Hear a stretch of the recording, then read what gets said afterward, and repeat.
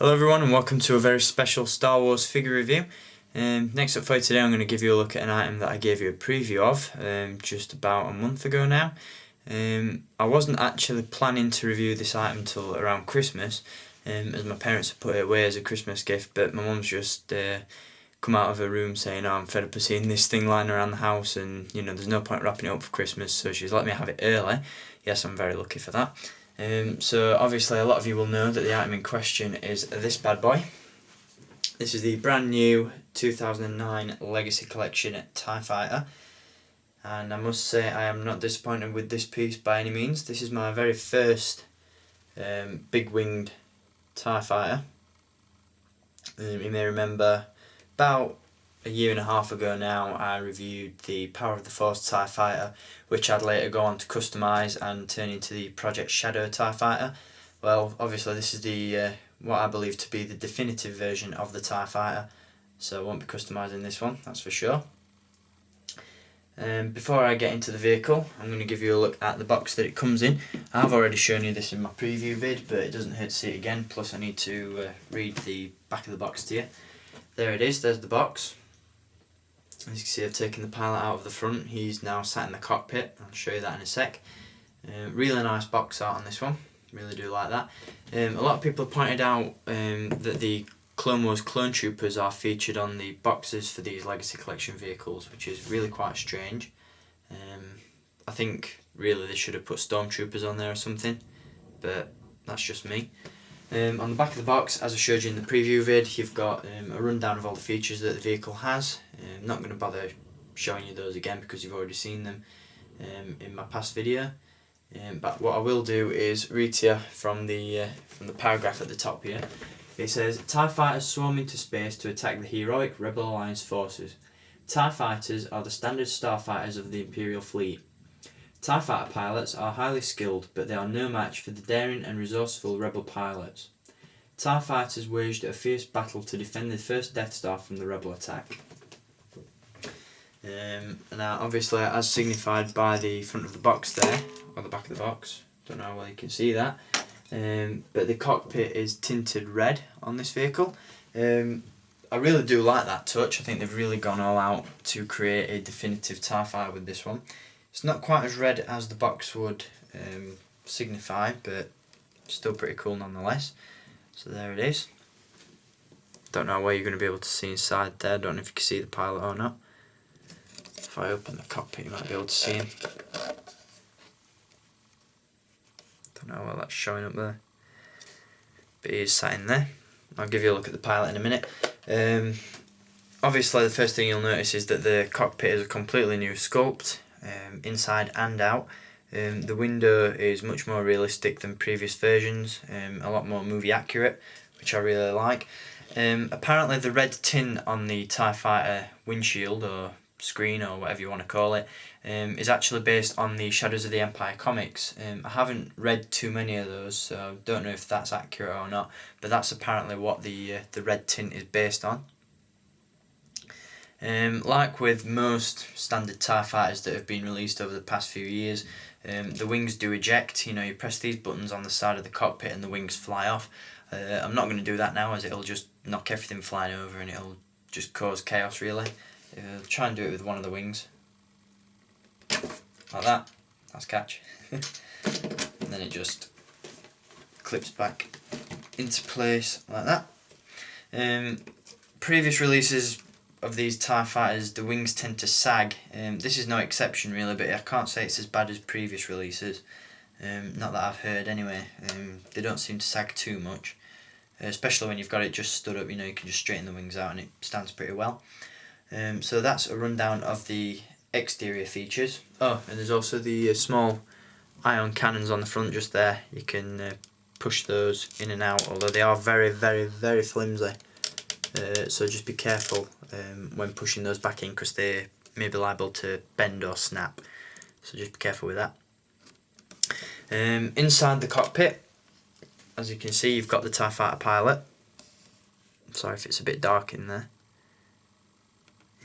What I really do like about the new sculpt cockpit is that the seat actually comes out like so you can eject it. It's pretty cool, I think.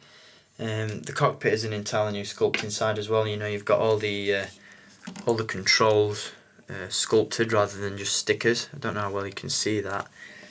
Just trying to find something to highlight that a bit better. I've got a torch here. Oh well, that shows up. As you can see, you've got all the sculpting in there. You've got some new stickers on the side and stuff. If I show it through the front, actually, you might be able to see it.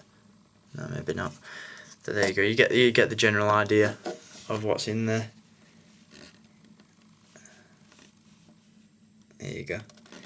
That's without the seat in it anyway. So, there's the TIE fighter.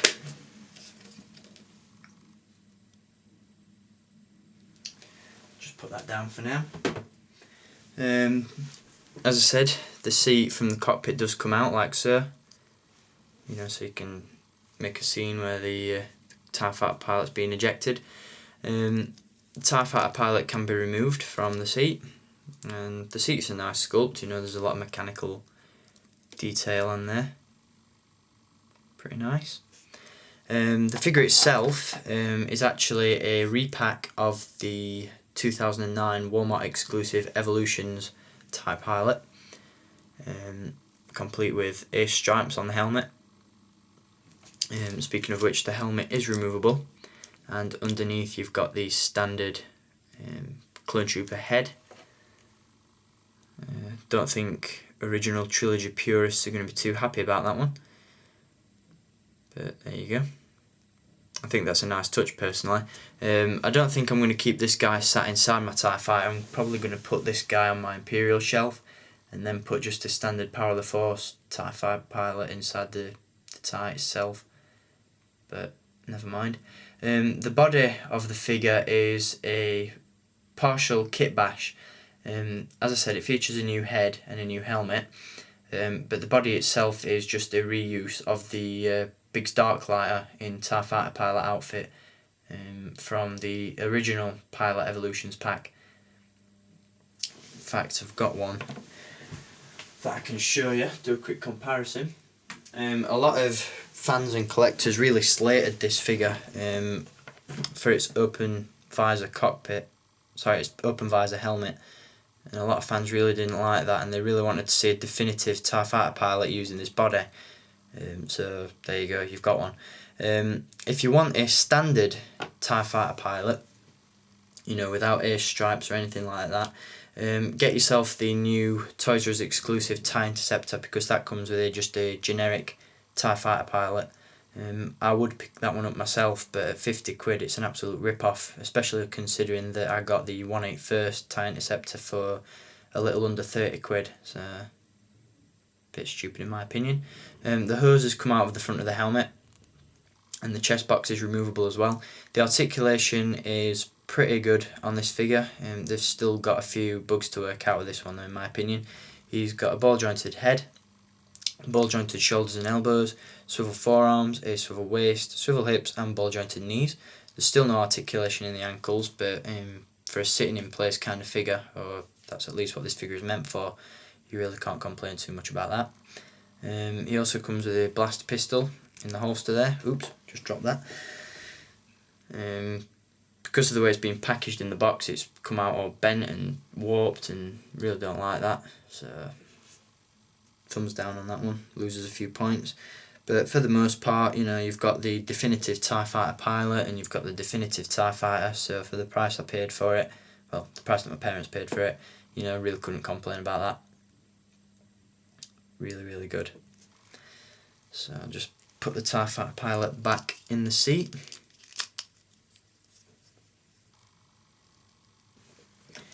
And I'll place the seat back inside the TIE Fighter. It can be quite tricky to place back in.